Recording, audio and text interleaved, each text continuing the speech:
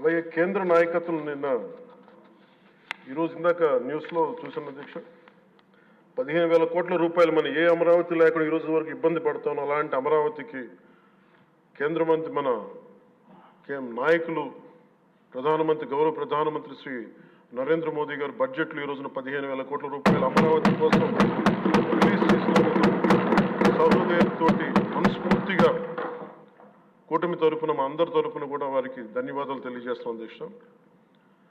To Honorable Prime Minister Sri Narendra Modi ji, we are grateful to you, sir, for releasing the funds and will be eternally indebted to you, sir.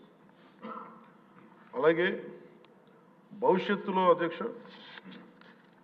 Chandrababu గారు కూడా చాలా స్పష్టంగా చెప్పారు నిన్న,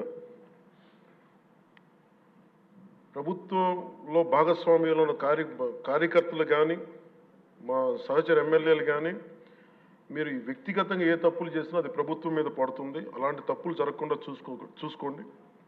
అలాంటివి జరిగితే మటుకు నేను ఎవరైనా స్థనామనం లేకుండా నాకు వాళ్ళకి సిస్టమ్ పనిచేస్తూ ఉంటుంది. అది మీరు అర్థం చేసుకోండి నేను ఏ ఉద్దేశంతో చెప్తానని చెప్పారు అధ్యక్ష. ఇలాంటి తప్పులు జరిగితే అవి వ్యక్తులు చేసిన తప్పులు పార్టీలకు కానీ ప్రభుత్వానికి కానీ చెడ్డ పేరు రాకూడదు. దాన్ని ఎలా హ్యాండిల్ చేసుకోవాలో జనసేన పార్టీ తరఫు నుంచి నేను మా వాళ్ళందరికీ కూడా ఒకటే తెలియజేశాను.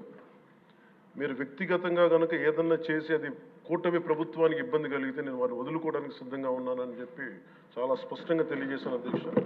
అది మీరు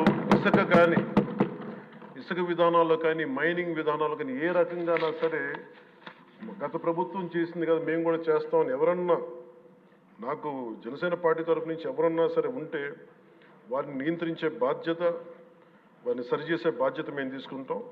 అలాగే చట్టపరమైన తప్పు జరిగితే చట్టపరంగా ఎలాంటి చర్యలు తీసుకోవాలో అది మాకు కూడా అప్లై చేయండి. నాతో సహా మేము తప్పు చేస్తే నాతో సహా ఆ చట్టాలు నాకు కూడా అప్లై చేయండి. ఎవరు దీనికి అతీతులు కాదు. దీనికి ముఖ్యంగా ఈ 5 సంవత్సరాల కాలం ఇది హాలిడే కాదు ఎవరికి. మన ముఖ్యమంత్రి గారు కూడా చెప్తా ఉన్నారు,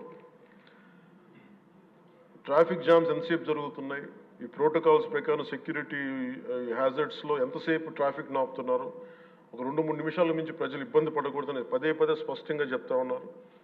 అలాగే మన ఎస్కార్ట్ సెక్యూరిటీ వల్ల సామాన్య ప్రజలు ఇబ్బంది పడకూడదని మాకు దృష్టికి తీసుకొచ్చారు. ఖచ్చితంగా దాన్ని మా కింద అధికార యంత్రాంగాన్ని మొత్తానికి తెలియజేశాను సార్.